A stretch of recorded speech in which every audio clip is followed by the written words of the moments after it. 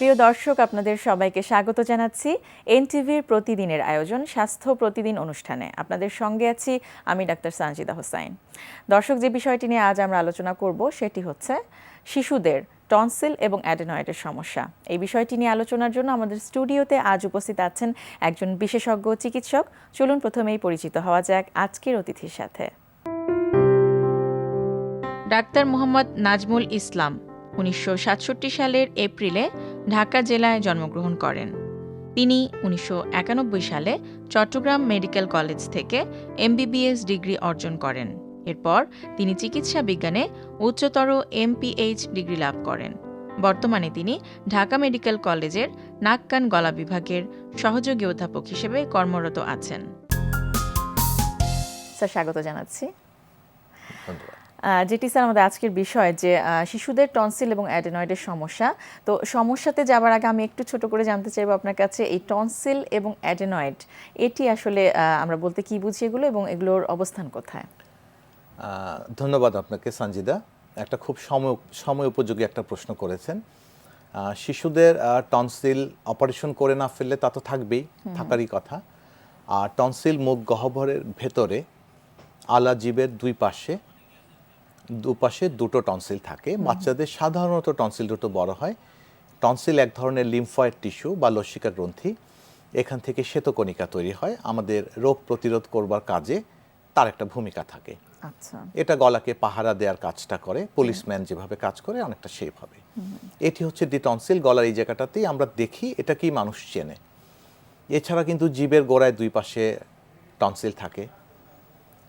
নাকের পেছনে আলা জিভের উপরে যে অদৃশ্য জায়গাটা থাকে, যেটাকে এক্সরে করলে বা এন্ডোস্কোপি করলে আমরা দেখতে পারি, কিন্তু এমনিতে খালি চোখে দেখা যায় না, সেই জায়গাটাকে ন্যাজোফ্যারিংস বলে। সেখানে ছোট ছোট টনসিলার টিস্যু থাকে। সেই টিস্যুগুলো একসঙ্গে হয়ে যখন বড় হয়ে যায় এবং বিভিন্ন উপসর্গের জন্ম দেয়, তখন তাকে অ্যাডিনয়েডস বলে। আচ্ছা। তাছাড়া অডিটরি টিউব, যেটা মধ্যকর্ণের সঙ্গে গলার সঙ্গে একটা যোগাযোগ স্থাপন করে, তার পাশেও ছোট্ট করে টনসিল থাকে। তার মানে আসলে টনসিল অনেক জায়গাতে অনেক নামে আলাদা আলাদা পরিচয় থাকে, কিন্তু আমরা টনসিল বলতে যেই গলার দুটো টনসিলকেই মূলত চিনি। কিন্তু ছোট বাচ্চাদের ক্ষেত্রে যে অ্যাডিনয়েডের কথা আপনি বলেছেন, এটা খুব গুরুত্বপূর্ণ ভূমিকা রাখে। 2-3 বছর বয়স থেকে অ্যাডিনয়েডটা বড় হতে শুরু করে, 7 থেকে 9 বছর পর্যন্ত এই সময়ের মধ্যে এটা একেবারে সর্বোচ্চ আকারে পৌঁছে যেতে পারে। যদি এটা অনেক বেশি বড় হয়ে যায়, তাহলে কিন্তু ক্ষেত্র বিশেষে ছোট বাচ্চাদের উপরে তার কিন্তু অসীম প্রভাব পড়ে। অসীম প্রভাব। যেমন কি ধরনের সমস্যা এতে হতে পারে? আমি যদি অ্যাডিনয়েডের কথাই শুধু জানতে চাই প্রথমে, কি ধরনের? যে সমস্ত বাচ্চাদের অ্যাডিনয়েড অনেক বেশি বড় হয়ে যায়, তো অ্যাডিনয়েড যে জায়গাটাতে থাকে, নাকের নিঃশ্বাসটা তো সেখান দিয়েই আমাদের শ্বাসনালীতে পৌঁছে যায়। তো এই নিঃশ্বাসের পথটাতে অ্যাডিনয়েড এসে বসে গেছে, তার মানে বাতাস যাওয়ার রাস্তাটাকে সে ছোট করে দিয়েছে। সেই ছোট শিশুটি যেমন করে নিঃশ্বাস নেয়ার কথা, শ্বাস প্রশ্বাসটা তার সেভাবে হবে না। তাহলে তাকে মুখে শ্বাস করতে হবে। যে বাচ্চা মুখে শ্বাস করবে, ঘন ঘন আমরা অনেক সময় দেখি যে ঘুমের সময় বাচ্চাটি নাক ডাকে, স্নোরিং হয়, তো সেই বাচ্চাকে মুখে শ্বাস করতে হয়। তার যতটুকু অক্সিজেন দরকার, মানে তো পুষ্টি, সেটা কিন্তু সেভাবে পাচ্ছে না। এই অ্যাডিনয়েড বড় হওয়ার কারণে দেখা যায় যে সে বাচ্চাটার খাবারটা ভালো করে সে স্বাদ পাচ্ছে না, খেতে পারছে না। তার যে বেড়ে ওঠা, তার যে মানসিক বিকাশ, এই বেড়ে ওঠা এবং বিকাশ দুটোই ব্যাহত হচ্ছে। অন্যদিকে যেটা হয় যে অ্যাডিনয়েড বড় হয়ে যাওয়ার কারণে অ্যাডিনয়েডের পাশেই থাকে অডিটরি টিউব, মধ্যকর্ণের সঙ্গে বাতাসের চাপের যে সমতাটা রক্ষা করে, সেই টিউবের মুখটাকে অনেক সময় সে আটকে ফেলে। এটি কিন্তু অত্যন্ত কষ্টদায়ক একটি বিষয়। তখন বাচ্চাদের যেটা হয়, যদি অ্যাকিউট ইনফেকশন হয়, ব্যথা হয়, কানে রস জমে যায়, পানি জমে যায়, সেটা যদি যথাসময়ে চিকিৎসার সুযোগটা সে না পায়, থেকে যায়, দীর্ঘমেয়াদে যখন থাকে অটাইটিস মিডিয়া উইথ ডিফিউশন হয়ে যায়, বাচ্চাটা কানে কম শুনতে থাকে। তো কানে কম শুনলে স্কুলে যে সমস্ত বাচ্চারা যায়, তখন তাদের মনোযোগটা কম থাকে। স্কুলের পড়া থেকে তারা দেখা যায় পিছিয়ে পড়ছে, তারা শুনতে পাচ্ছে না, পিছিয়ে পড়ে। এবং পিছিয়ে পড়া বাচ্চারা কিন্তু পরিবার, সমাজ সবার জন্যই কিন্তু মানে বোঝা হয়ে যায়। কিন্তু গোড়ায় সমস্যা হচ্ছে কিন্তু অ্যাডিনয়েড কিন্তু এই যে আপনি বললেন যে দেখা যাচ্ছে না, সেই কারণে কিন্তু বাবা মাও বুঝতে পারছেন না যে আসলে কি কারণে বারবার এটা কিন্তু হচ্ছে। আমরা যদি একটু খেয়াল করি অন্য যে কোনো সময়ের চেয়ে এখন বাচ্চাটা যেন একটু মনোযোগ কম দিচ্ছে, তার দেখা যাচ্ছে এমন কোনো অসুখ নেই, কোনো কারণ নেই, আমরা চাইলেই কিন্তু একটা এক্স-রে করে নিলেই দেখতে পারি যে তার ন্যাজোফ্যারিংস অ্যাডিনয়েডটা অনেক বেশি বড় হয়ে গেছে কিনা। আমরা যদি তার হিস্ট্রিটা, রোগের ইতিহাসটা যদি বাচ্চার মার কাছ থেকে বা পাশে যিনি থাকেন তার কাছ থেকে ভালো করে জেনে নেই, গলাটা যদি হা করে একটু দেখি, নাকটা একটুখানি দেখি, কানটা যদি আমরা একটু ভালো করে পরীক্ষা করি, তাহলে কিন্তু প্রত্যক্ষ পরোক্ষভাবে আমরা অনেক কিছু প্রমাণ কিন্তু পেয়ে যাই। এবং পেলে যথাসময়ে ব্যবস্থা নিলে কিন্তু বাচ্চাটা স্বাভাবিক শ্রবণ শক্তিটা ফিরে পায় এবং অন্য বন্ধুদের সঙ্গে কিন্তু একইভাবে একটা সুস্থ জীবনে ফিরে যেতে পারে। তাহলে কি ধরনের ব্যবস্থা এক্ষেত্রে নেওয়া হয় যখন অ্যাডিনয়েডটা বড় হয়ে যায় এবং সমস্যা করছে বাচ্চাটার ক্ষেত্রে? যে বাচ্চার অ্যাডিনয়েড বড় হয়েছে, টনসিল বড় হয়েছে, খেতে কষ্ট হচ্ছে, আর অ্যাডিনয়েড এবং টনসিল দুটো তো একসাথেই কি বড় হবে এমন কোনো কথা আছে? এমন কোনো কথা নেই, আলাদা করেও বড় হতে পারে। শুধু অ্যাডিনয়েড বড় হয়েছে, টনসিল স্বাভাবিক আছে, আবার শুধু টনসিল বড় হয়েছে, তার অ্যাডিনয়েড একটুও বাড়েনি, অথবা দুটো একসঙ্গেই বেড়েছে। আচ্ছা, যদি অ্যাডিনয়েড বড় হয়ে যায় এবং উপসর্গ তৈরি করতে থাকে, যেমন আমরা সেই বাচ্চাগুলোকে দেখলে দেখবো যে তাদের চেহারাটা একটা কেমন যেন ফ্ল্যাট হয়ে গেছে, একটা বোকা চেহারা হয়ে যাচ্ছে, নাকের পাশে যে ভাঁজটা থাকে ভাঁজটা কেমন যেন মিলিয়ে যাচ্ছে, উপরের সারিতে যে দাঁতগুলো আছে মাঝখানের দুটো দাঁত যেন খুব নজর কাড়া বড় হয়ে যাচ্ছে, তালুটা আর্চের মতন হয়ে যাচ্ছে, বাঁকা হয়ে যাচ্ছে, তার যে মাড়িটা আছে স্পঞ্জের মতন হয়ে যাচ্ছে, বাচ্চাটার মনোযোগ কমে যাচ্ছে, কানে কম শুনছে, আমাকে তো অ্যাডিনয়েড চিন্তা করতেই হবে। এবং তার যখন পরীক্ষা নিরীক্ষা করার পরে ডায়াগনোসিস হয়ে যাবে, তখন কিন্তু সেই অ্যাডিনয়েডকে অপসারণ করে দিতে হবে। কত বছরের বাচ্চাদের মধ্যে এটি আপনি বলছেন? এটা 2.5-3 বছর বয়সে অ্যাডিনয়েড বড় হতে শুরু করবে এবং এটা 7 থেকে 9 বছরে একেবারে সর্বোচ্চ একটা আকৃতিতে পৌঁছে যাবে। কিন্তু আমরা দেখেছি 12, 14, 15 বছরের বাচ্চাদেরও আমরা অ্যাডিনয়েড পেয়েছি, কিন্তু সেটা হচ্ছে খুব কম সংখ্যাতে। আমরা এই 7, 9, 10 এই সময়টার মধ্যে আমরা বেশি পাবো। আচ্ছা, এবং এই সময়টা আপনি দেখবেন যে শেখার বয়স, প্রতিদিন বাচ্চারা এই সময় শেখে এবং ভালো শিখতে হলে ভালো শুনতে হবে। অ্যাডিনয়েডের কারণে কিন্তু বাচ্চারা কানে পানি জমে কানে শুনতে পায় না, শুনতে না পেলে ওরা পিছিয়ে পড়ে। কাজেই ওদের ভালো শুনবার স্বার্থে অন্য বাচ্চাদের সঙ্গে সমতালে সামনে এগোনোর স্বার্থে অ্যাডিনয়েডের চিকিৎসা করতে হবে, অ্যাডিনয়েডটা দূর করে দিতে হবে। আচ্ছা, এবং তার পাশাপাশি তার পিউট্রন অডিওমেট্রি এবং ইম্পিডেন্স অডিওমেট্রি দুটো পরীক্ষা আছে, এগুলো সারা বাংলাদেশে এখন হয়, করা সম্ভব, সরকারি বেসরকারি সমস্ত জায়গাতেই। দেখেন এই পরীক্ষাটির মাধ্যমে আমরা পিউট্রন অডিওমেট্রি দিয়ে আমরা দেখি যে সে কেমন শুনছে, স্বাভাবিক শুনছে কিনা, যদি না শুনে থাকে কতখানি কম শুনছে। আর ইম্পিডেন্স দিয়ে আমরা দেখি, যেটা সহজভাবে যেটা আমরা বুঝতে চাই, কানের পর্দার পেছনে পানি জমেছে কি জমেনি। যদি পানি জমে যায় তাহলে আমরা অ্যাডিনয়েডের কারণে জমেছে, অ্যাডিনয়েডটাকে আমরা অপসারণ করব, মাইক্রোস্কোপ যন্ত্রের সাহায্য নিয়ে আমরা কানের পর্দাটাকে দেখব এবং তখন আমরা কানের পর্দায় নিজেরাই একটা ছোট্ট ছিদ্র করে ভেতরে যে পানিটা জমে আছে সেটা বের করে দেব। কারো কারো ক্ষেত্রে একটা ভেন্টিলেশন টিউব পর্দার সঙ্গে লাগিয়ে দিয়ে আসতে হয়, যাতে এর পরে কখনো পানি জমে গেলে সেটা দিয়ে বের হয়ে আসবে।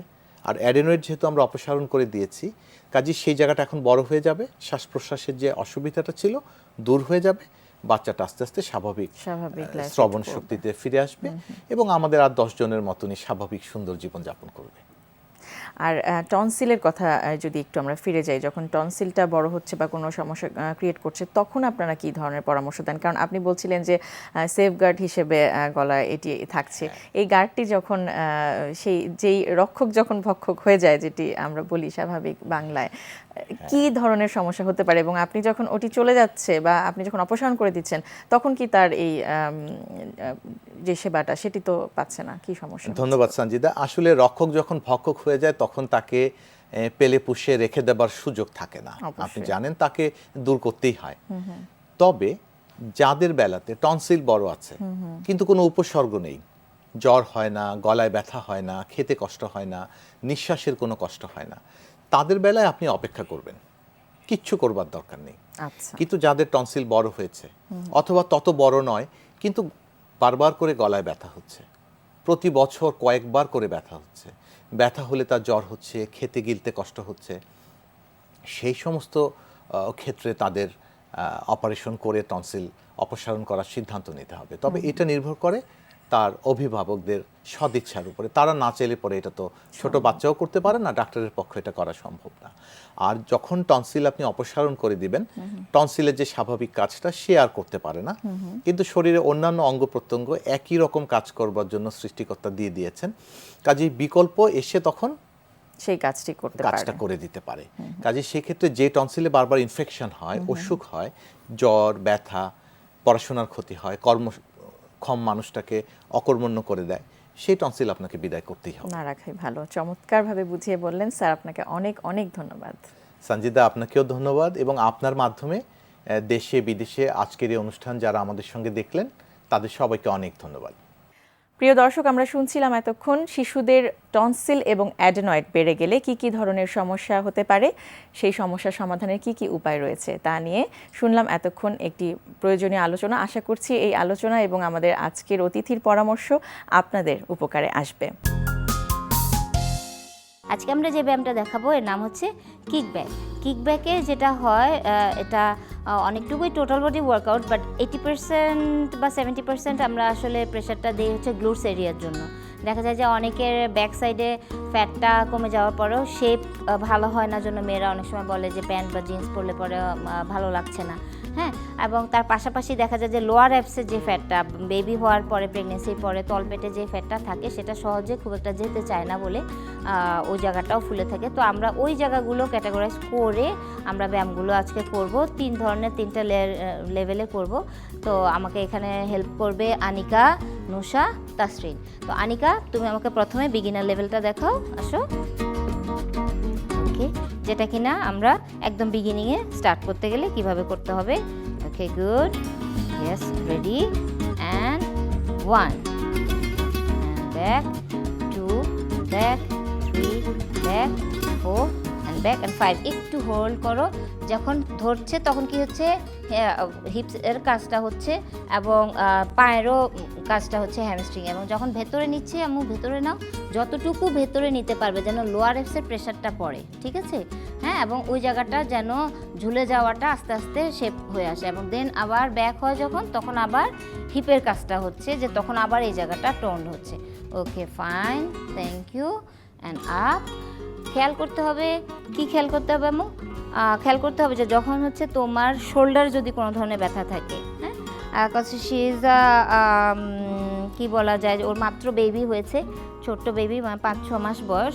তো আমরা একদম পারফেক্ট মডেল হিসেবেই দেখাচ্ছি যে বেবি হওয়ার পরে যেটা হয় যে অনেকগুলো জায়গারই আসলে কি বলা যায় যে হরমোনাল চেঞ্জের জন্য অনেক উইকনেস গ্রো করে তলপেটের বা হিপের এবং জয়েন্টের। তখন কিভাবে আস্তে আস্তে সে আগের জায়গায় ব্যাক করবে, সেখানে আমরা এই ব্যায়ামটা এই জন্য ওকে দিয়ে দেখালাম। যে তখন কি তোমার হাঁটুতে বা পেটে খুব বেশি প্রেশার পড়ে? মোটামুটি একটু একটু প্রেশার পড়বে। সবাই যেন ভাববে না যে ব্যায়াম করবো এবং শরীরে কোনো রকম কোনো কিছুই হবে না, একটু একটু প্রেশার পড়বে, কিন্তু সেটাকে কিন্তু পজিটিভলি নিয়ে খেয়াল করতে হবে জয়েন্টে যেন কোনো প্রেশার না পড়ে। যা প্রেশার পড়বে মাসলে একটু ব্যথা হবে, আস্তে আস্তে সেটা সয়ে যাবে এবং উপকারটা পেতে থাকবেন। ওকে, যখন এই অবস্থা থেকে হয়তো 5 মাস আনিকা এভাবে করছে, তখন ইমপ্রুভমেন্টটা ইনশাল্লাহ অবশ্যই ইমপ্রুভমেন্টটা হবে। তখন কিন্তু এই মুভমেন্টটা ওর মাসলটা তাতে অ্যাডজাস্ট হয়ে যাবে। তখন সে কিভাবে করবে এটা আমাদেরকে দেখাবে এবার Tasrin. Thank you Anika. Tasrin, okay, and go, yes, and to the plank. So এখানে একটু হোল্ড করো। এখানে প্ল্যাঙ্ক ইটসেলফ আমি অনেকবার বলেছি, এটা কিন্তু টোটাল কোর, মানে ব্যাক হচ্ছে, তলপেট হচ্ছে, অবলিক হচ্ছে, পুরোটা কাজ হচ্ছে হাতের উপর থাকছে বলে শোল্ডার আর্মসের কাজ হচ্ছে এবং পায়েরও কাজ হচ্ছে। এখান থেকে এখন আমরা সেম ব্যায়ামটা করব। Okay, and Tasrin go, and 1, and 2, and 3, and 4, and down. Okay, fine. তার মানে কি হচ্ছে, ওই মুভটাই আমরা করলাম, কিন্তু কি করলাম, প্ল্যাঙ্ক মুভে এসে করলাম। প্ল্যাঙ্কে হওয়াতে যেটা হলো যে ওকে অনেকটুকু লেভেল কিন্তু ইজি থেকে অনেকটুকু লেভেল 1 থেকে একবারে কিন্তু 4-5 এসে চলে আসলো। তাতে যেটা হলো যে অভ্যস্ততাটা থেকে যখন আপনি শরীর একটু অন্য অ্যাঙ্গেলে প্রেশারটা দিবেন, তখন কিন্তু শরীর আবার নতুনভাবে কাজ করাটা শুরু করে। এবার যখন সেটাতেও হয়ে যাচ্ছে, বা টিনেজাররা যারা খুব দ্রুত ইমপ্রুভ করে, অবভিয়াসলি এটা তাদের বয়স, আমরা টিনেজারদের আমি বলছি বারবার, তখন তারা কিভাবে এর থেকে পুরোপুরি সুফলটা পাবে সেটা আমাদেরকে এবার দেখাবে Nusha. Thank you Tasrin. Nusha, okay, good. এখানে আমরা কিন্তু প্রপস ইউজ করছি, আপনি কিন্তু ওয়ালে করতে পারেন, কোনো শক্ত ব্যালেন্স নেওয়া হার্ড সারফেসে করতে পারেন। And yes, maybe do it on your own, right? Okay, yes, okay, and down, and 2, and down, and 3, and down, and 4, and down. Okay, balance it back koro, stay, fine, perfect, nice. তো তোমার প্রথমেই তুমি এভাবে তো শুরু করোনি, তাই না? তুমি আস্তে আস্তে করে শুরু করেছো, এবং শুরু করার পরে যেটা হয়েছে যে একটা সময় মনে হচ্ছে যে কোনো কিছুই মানে আমার লাগছে না এবং আই ওয়ান্ট মোর, হ্যাঁ? তখন দেখা যায় বাচ্চারা, আমরা যেটা বলি যে টিনেজারদের কিন্তু খুব দ্রুত ওরা কোপ আপ করে। সো একটা জায়গায় একটা ফিক্সড কিছুতে রাখার চেয়ে টেস্ট দেম এবং চ্যালেঞ্জ দেম, তখন ওরা আরও বেশি আনন্দ নিয়ে করবে এবং আরও বেশি তাড়াতাড়ি উপকার পাবে। এই ওয়ালটায় করতে গিয়ে তুমি আর কি প্রপস ইউজ করতে পারো, যে তুমি খালি ওয়ালে প্র্যাকটিস করতে পারো, রাইট? যখন এভাবে না হয়, এবং কিছুটা কাছে গিয়ে বা কিছুটা দূরে করেও করতে পারো। এবং কখনো কি করতে গিয়ে পড়ে গেছো? হ্যাঁ, সো গেট রেডি, হ্যাঁ, সবসময় সব কিছু সেফটি মেজার নিয়ে তারপরে করতে হবে। ওকে, তা আমরা কি আরেকবার দেখবো, 3 বার দেখবো যে কিভাবে আমরা শুরু করব সবগুলো। ওকে, ইউ গেট রেডি, আসো। And yes, just 2 times, okay? And ready, and 1, yes, and down, and 2, okay, and 3, okay, yes, and down, nice, perfect. So Nusha, yes, I tested her. আমি যেটা বললাম যে কোনো সময় টেস্ট দেম, আমি বলেছি যে 2 বার করো, নেমে গেছে, তখন আমি বলছি আরেকবার করো, and then she has to start all over again. And that's the thing with teenagers, they can cope up so easily. So ওদেরকে অবশ্যই কখনো ফিক্সড কোনো আইডিয়াজের ভিতরে রাখবেন না, open your mind and help them. প্রিয় দর্শক, যারা বয়স্ক রয়েছেন, কোন কোন খাবার তাদের খাদ্য তালিকায় থাকা জরুরি, চলুন জেনে নেওয়া যাক একজন পুষ্টিবিদের কাছ থেকে। আমাদের দেশের সবথেকে গুরুত্বপূর্ণ নেগলেক্টিং একটা বয়স হচ্ছে বয়স্করা। সাধারণত 60 বছরের উপরে চলে গেলেই আমরা মনে করি এটা কর্মঠ না, এবং আস্তে আস্তে যত বয়স বাড়তে থাকে ফ্যামিলি মেম্বাররাও তাদের থেকে দূরে সরে যায়, এবং ওনারা নিজেরা মনে করেন যে তাদের চাহিদা অনুযায়ী কোনো কিছুই আমরা সন্তানরা পূরণ করতে পারছি না। এই বয়সে আর একটা বড় জিনিস হচ্ছে, একটা মানুষের শরীরের যে চাহিদা, খাবারের যে চাহিদা এবং খাবার খাওয়ার পরে হজমের যে ধারাবাহিকতা, এটাই কিছুটা ঘাটতি থাকে। অর্থাৎ যে মানুষটা অ্যাডাল্ট অবস্থায় সব ধরনের খাবার খেতে পারত, সাধারণত বয়স্ক হয়ে গেলে সে আর সব ধরনের খাবার নিতে পারে না। সাধারণত এই বয়সে দেখা যায় প্রচুর পরিমাণে অনেক ধরনের রোগ অবস্থা হতে পারে, কারো ডায়াবেটিস হতে পারে, হার্টের সমস্যা হতে পারে, প্রেশার হতে পারে, স্টোমাকের কিছু সমস্যা হতে পারে। খাবার খেলে বমি হয়, খাবার খেলে অরুচি হয়, খাবারটা নিতে পারে না, অরুচি থাকে, আইবিএস অর্থাৎ ইরিটেবল বাউল সিনড্রোম, কিছু গ্যাস্ট্রোইন্টেস্টাইনাল প্রবলেম থাকে। এই বিষয়গুলোর দিকে কনসিডার করেই বয়স্কদের অর্থাৎ জেরিয়েটিক ডায়েটটা খুব ইম্পর্ট্যান্ট। এমনভাবে করতে হবে যে খাবার ওনার সারাদিনের যে ক্যালোরি সেই চাহিদা পূরণ করতে হবে, এবং খাবারটা হতে হবে যতটা সম্ভব অল্পতেই ওনার শরীর গ্রহণ করতে পারে, ডাইজেস্ট করতে পারে, অ্যাবজর্ব করতে পারে, অর্থাৎ সহজ পাচ্য। তার মানে কম মশলার, কম গুরুপাক, স্বাভাবিক খাবার, কিন্তু ওনার পছন্দ অনুযায়ী খাবারটা হতে হবে। তবে হ্যাঁ, তার রোগ অনুযায়ী, তার রিপোর্টস অনুযায়ী যে খাবার তাকে নিষেধ করে, ধরেন একজনের ডায়াবেটিস আছে, তিনি মিষ্টি খেতে পারবেন না, তো তাকে মিষ্টিটা বাদ দিয়ে তার পছন্দ মতো অন্য যে কোনো খাবার দিতে হবে। তবে এই বয়সে শরীরে ফ্যাট ডিপোজিশনের রেটটা খুব বেশি থাকে, যার কারণে স্যাচুরেটেড ফ্যাট যেমন খাসি গরুর মাংস, ঘি, বাটার, মায়োনেজ, মার্জারিন, প্রেশার যদি বেশি থাকে, চিজ, পনির, সল্ট জাতীয় খাবারগুলো একদম বাদ দেওয়া উচিত। সাধারণ ক্ষেত্রে অল্প অল্প করে তাদের ক্ষেত্রে পার্সন অনুযায়ী 2 থেকে 2.5 ঘন্টা পর পর অল্প অল্প করে দিনে যদি 7 থেকে 8 বার খেতে দেওয়া যায়, তাহলে তাদের স্টোমাকটাও সেফ থাকে, খুব ধারাবাহিকভাবে যে খাবারটা সে নিচ্ছে সেই খাবারটা হজম হয়ে আসতে পারে। এবং এভাবে যদি আমরা পরিবারের অন্যান্যরা বাবা মা বা এই বয়স্কদের প্রতি একটু খেয়াল নেই, তাহলে তাদের স্বাস্থ্যও ভালো থাকবে, ওনারা কর্মঠ থাকবে, এবং সবচেয়ে ভালো আপনি যদি প্রতিদিনের চাহিদা পূরণ করতে পারেন, তার রোগ এবং রিপোর্ট ঠিক রাখতে পারেন, তাহলে খুব সহজেই একটা বয়স্ক মানুষ বিছানায় পড়ে যায় না। প্রিয় দর্শক, স্বাস্থ্য প্রতিদিনের আজকের হেলথ টিপস।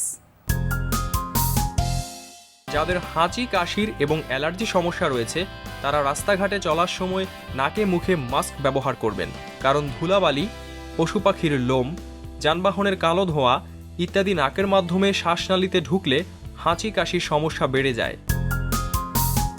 দর্শক, স্বাস্থ্য প্রতিদিন সম্পর্কে আপনাদের যদি কিছু জানার থাকে কিংবা কোনো পরামর্শ যদি আমাদের দেবার থাকে, জানাতে পারেন এই ঠিকানায়। প্রযোজক স্বাস্থ্য প্রতিদিন, এনটিভি, বিএসসি ভবন, 7 তলা, 102 কাজী নজরুল ইসলাম এভিনিউ, কারণ বাজার, ঢাকা 1215।